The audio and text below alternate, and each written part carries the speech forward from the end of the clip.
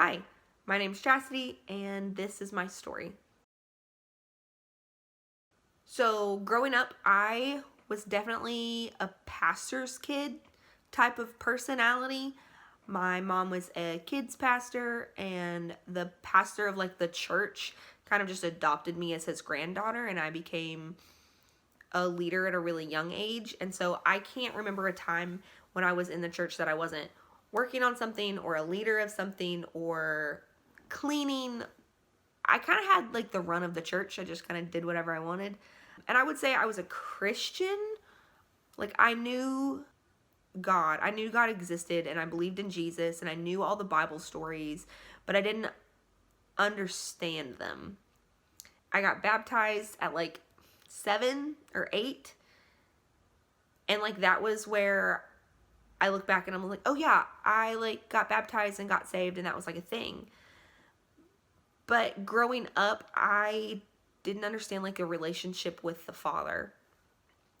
And so I didn't understand how that fit into my life or what true salvation was. And it was this mentality of if I sinned, I wasn't saved. And so those things weren't separate for me. And I was at the altar every Sunday and every church camp I felt convicted and oh my gosh, maybe I'm not saved because I messed up, and if you're saved you never mess up. And it was this weird shame and conviction all of the time. And so fast forward a little bit, let's start here. I was an only child growing up, but I have a cousin who's 5 months older than I am, who is also an only child. And so we both just stepped into this role of brother, sister. And he only lived a block away from me. We were in the same school. We were in the same grade. We did all the same things after school. We came to my grandmother's house every day after school and did our homework and played games and watched TV and stuff. And we spent all of our time together. And the only other friends I had was a family of 4 boys until I was in the 3rd grade. And so I grew up surrounded by these guys, and it became this rough and tumble, protect yourself, very independent, one of the guys kind of thing. And I didn't have a female relationship or a friendship until I got to be in the 3rd grade. And that was really toxic. I met her at church, funny enough. And we grew up together, and she was really my only friend for a long time. And as I got older, I got angrier and just there was this weird sense of self-hatred. And I think part of it came from my family, my parents excluded, favored my cousin over me a lot of times. So I felt very unwanted by the rest of my family, which it makes sense if your aunt favors your cousin over you because that's her kid. But for your other aunt or your grandmother or people at church to kind of these people that you considered your family to favor that person over you and be you have to take care of them and you have to be stronger than them and you have to hold them up and protect them, for a young kid is a hard thing to kind of grasp. And it became this idea of what am I doing wrong? Why am I not good enough? Why am I an afterthought? And as I got older, that same insecurity began to build and to grow and get worse. And I was in this friendship with a girl who was constantly telling me how I wasn't good enough, or that no one wanted me if I acted like that, or I was weird, or I remember telling her that I wanted to be something when I grew up, and I was so sure. I told her I wanted to be a singer. I wanted to sing when I grew up. I still love to sing. And I remember her telling me, you'll never be good enough to be a singer. And when you're in the 4th grade, it takes a toll on your psyche to be told you'll never be good enough to be something. And I held on to that for so long. This idea of you're not good enough and no one wants you. And so, like, take that and then throw it into a teenage or a preteen teenage girl, and there's just so much anger. And I became very aggressive. And I became very, like, angry all the time. And it was this fight or flight, like, if you don't want me, then I'm going to push you away before you can hurt me. Because in my head, no one wanted me. Which isn't true. But it was this constant battle back and forth of, no one wants me, I'm not good enough, I'll never amount, I'll never, like, matter. And I remember we moved to a new school for 2 years when I was in the 6th, 7th grade. And feeling so alone. And then we moved back to Mount Vernon, and it was just like, I came back a different person. I came back very hard-hearted and very angry. And I was still going to church every Sunday and Wednesday, and I was still, like, a leader in the youth, but it was more of, like, that's what I was expected, and that's what I was supposed to be doing. And so I just was doing it. And I was like, fine, like, yeah.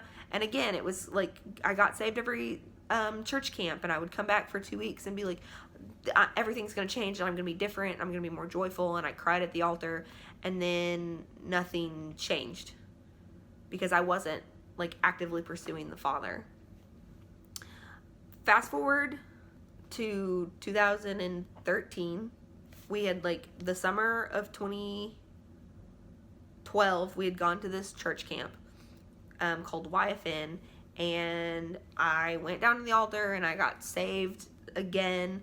And my cousin went, and it was this idea of, like, I'm all in and I'm giving it all, and you can have everything.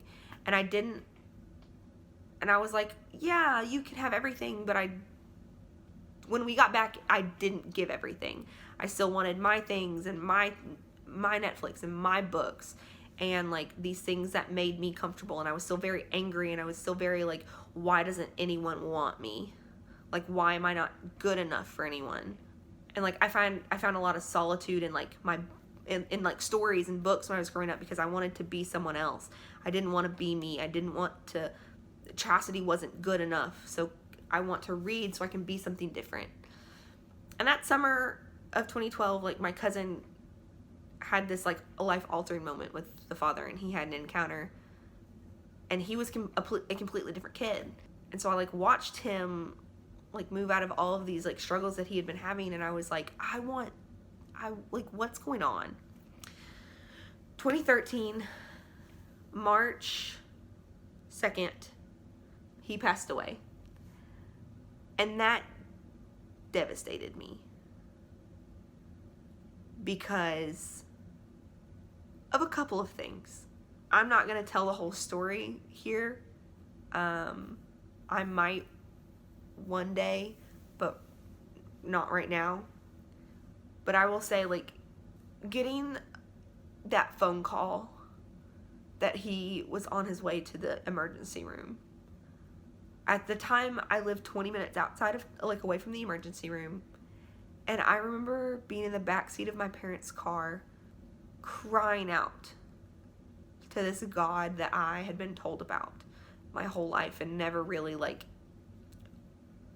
pursued, and crying out to him, like, please don't take him. He's everything that I have. Like, please don't take him away from me. Please don't leave me alone here. And I cried and I begged. And we had just heard all these testimonies about, like, people being saved and people being raised from the dead and, like, all these things and these miracles that were taught. And he was still gone. And I remember that hitting me so hard. And that was so devastating to me. And I remember that night, I decided, like, I remember it coming out of my mouth. I said, either you don't exist or you don't care about me either.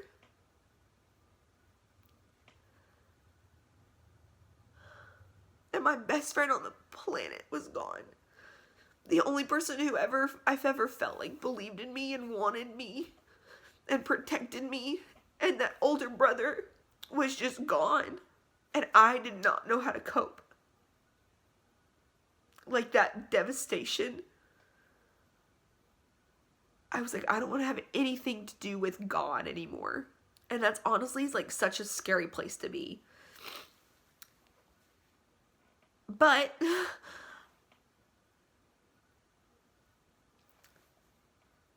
I was leading a Bible study at my high school, and I was a youth leader, and I was on the worship team, and the pastor was my grandfather, and my mom was still a kids pastor, and I was expected to do all of these things. And I remember just not wanting to be there. And I remember just hating myself, because I was still stuck in this idea of I wasn't good enough and no one wanted me, and now I was alone. And I began to isolate myself, and I began to be very panicked about everything, and very worst case scenario. I was already kind of that way. My dad raised me to be very what's the worst thing that could happen, and prepare for that type of thing and kind of mindset. But you never expect the worst thing to happen. And so when it did, then everything was possible. I remember one Sunday I called my mom as I was leaving Amanda's house to go to church, and she didn't answer the phone. And I burst into tears because the house had caught fire and they were dead, or somebody had come into the house and they were dead. My first reaction was, my parents are dead, what do I do? I'm a sophomore in high school. That should not be my first reaction.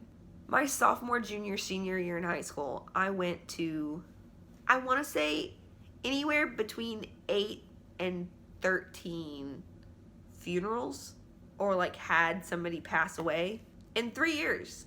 I became an expert on what tissues not to use to cry. Which is a weird thing to know. The aloe vera ones don't get anything off. They don't suck up any tears. They just make your eyes burn a little bit. And if you get the ones that are too soft, they crumple. And you just have white crap all over your face. Note for next time you're crying, ladies. But I went through those last 3 years, to 13, 14, and graduated 2015. Just so mad at God and so angry, and I started having really bad anxiety and panic, and I was severely depressed. I didn't know who I was. My entire world was just devastated. So let's go through these one at a time. I talked about the panic and anxiety of worst case scenario, everyone's gonna die at all times. I couldn't go into the cafeteria because that was too many people, and I felt like everyone was staring at me and judging me, and you're the dead boy's cousin. I couldn't handle it. I could not handle it. I couldn't breathe. I would start to have an anxiety attack. It was just awful. Severely depressed. I didn't want to take my own life. Granted, it took everything in me to get up in the morning. It took every ounce of energy and strength that I had to even take a breath every day. But I didn't want to end my life. We had just lost one. And I remember thinking I don't want to die because we can't lose another one. But nobody wants me. So what if I just disappeared? What if I just stopped existing here? Maybe it won't hurt anymore, and I can go be somebody else, and I can do something different. And maybe I can find somebody who wanted me. I was talking to some boy, and I asked him if he ever thought about running away. And I said, if I ran away, no one would look for me. And I genuinely meant that. And I thought that was true. And I just wanted so badly to feel loved and wanted. And I was so I didn't know who I was.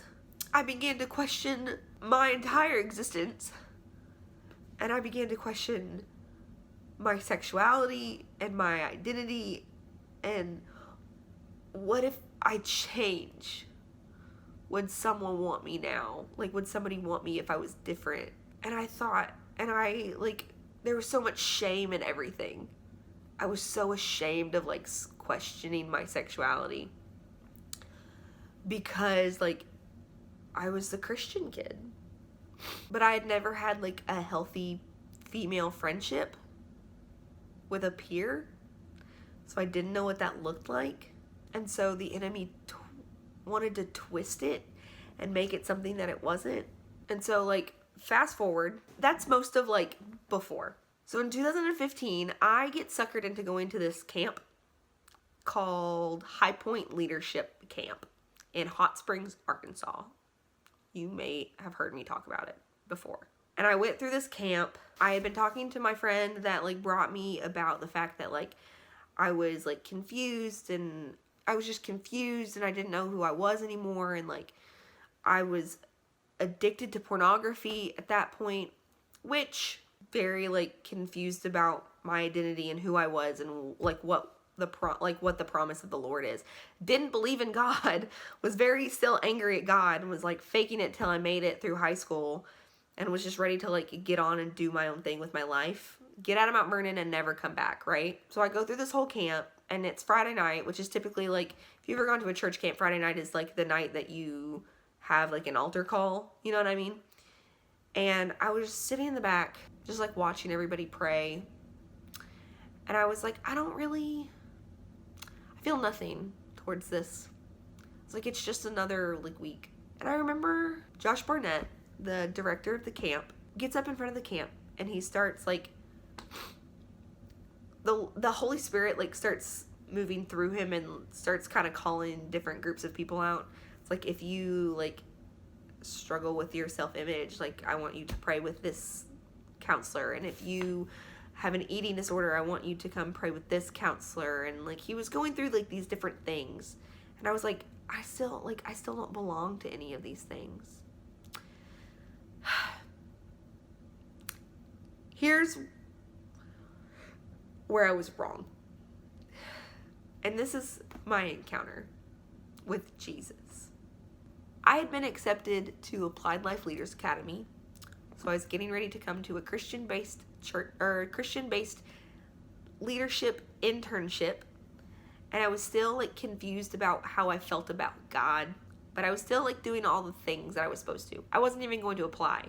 My friend made me, because she was also going. She's the one that made me come to High Point.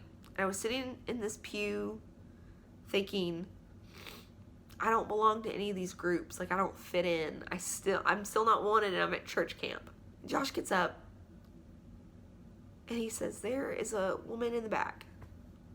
And he gave her name. And he said, if you're confused about your identity and who you are, I want you to go see her.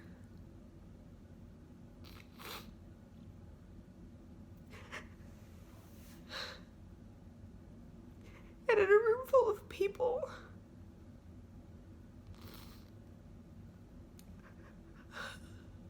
I was the only one. I was the only one that moved. And in that moment, I felt so much love and freedom. And I felt so wanted by a father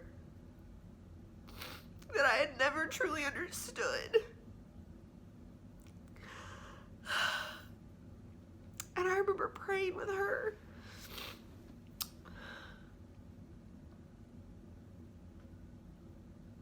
And I remember just feeling so welcomed and accepted.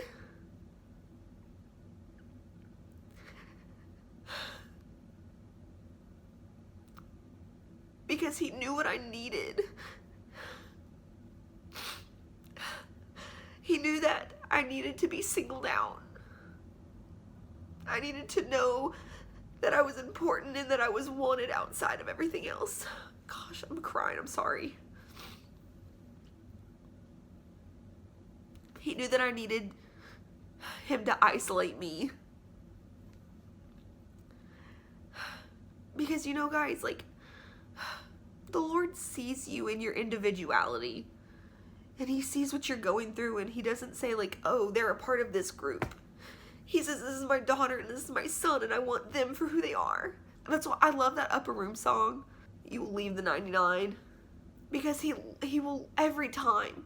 And it sounds so silly. Even back then when, like, he was saying it, like, to leave the 99 and come find the one. That one is so important to him. And I was so important to him, and he wanted me. Ugh. Jeez Louise. So, after that moment, with the Holy Spirit and with the Lord, I said, okay. I said, you can have all of me, every bit of me, everything that I am, you can have, without question. And my life has not been the same. I have for sure found my identity in Christ and who I am, and I am a daughter, and I'm beautifully and wonderfully made. And I am straight. I'm gonna put that out there for anybody who was wondering. I refuse to allow the enemy to twist that part of me. I refuse to allow the enemy to use these things against me. And I'm not saying that as soon as I got out of that church camp, I was like, everything is perfect. Because that's not true either. Because guess what? Life, right? I had to overcome an addiction to pornography. I had to overcome anxiety and depression and paranoia and all of these mental things that the enemy will try to tell, like, still to this day tries to tell me, like, you can't talk about it and people are gonna think you're faking, and mental illness isn't important. Like, nobody believes that, and you're just pity me, like, look at me, look how broken I am. Which isn't true. Like, it's not true. And, like, the enemy tried so hard to tell me that all the things that I was struggling with was gonna sound like, oh, poor me. And so it took me a long time to, like, talk about that kind of thing. But the enemy, like, oh God, the enemy is so stupid. But I did. I like walked out of all of those things, and I found so much freedom in surrender. I found so much freedom in surrender. And I started pursuing a relationship with the Lord. Not just learning about the stories, not just going to church, but actually, like, looking for the face of Jesus and sitting at his feet and wanting to know him. And I spent 4 years in Hot Springs, Arkansas, learning youth ministry and media ministry and just loving on the Father and laying at his feet. And now I'm helping with a youth ministry here in Mount Vernon. I worked High Point Leadership Summer Camp as a counselor for 4 years. I got to help with Brook Hill Ranch Summer Camp, which is their children's camp, doing the media for them. I did Applied Life Leaders Academy for 2 years. And the enemy tried to take all of that away. And don't get me wrong. Satan still tries to tell me that I'm worthless, or that I'm not good enough, or that no one wants me, or that I'll never get married, or he, like, tries to throw all these things at me and tries to tell me what's wrong with me, or how I'm not doing it right, or that I'm not a good enough Christian because I, like, miss a day of prayer, or like, I get mad at somebody and it's like, well, that's not righteous anger. And I still, like, have a panic attack every once in a while. But I know who my Father is. And I get to take authority over that and say, this is not what we're doing. This is not where I'm at. Whenever I can feel those mental attacks of the panic and the paranoia and the anxiety and the depression coming, and that like heaviness and that cloud starting to, like, settle, like, that's when I find myself, like, reaching for the Father the most and just wanting to sit in his lap and be in my dad's presence. But that was my encounter with the Holy Spirit. And that's kind of what I'm doing now. And like, if I could say one thing to you guys, one thing, it would be that the Lord sees you. He sees you where you are, and in your hurt, and in your frustration. And He hasn't left you. And He just wants everything that you have and everything that you are. And there's so much freedom in that surrender.